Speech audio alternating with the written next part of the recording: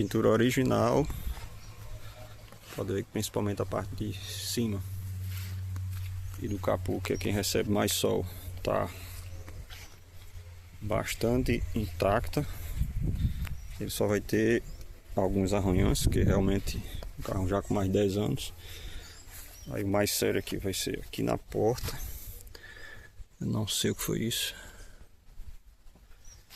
E aqui não foi uma batida, foi um encostão. Mas foi bem de leve. Fora isso, nada mais sério.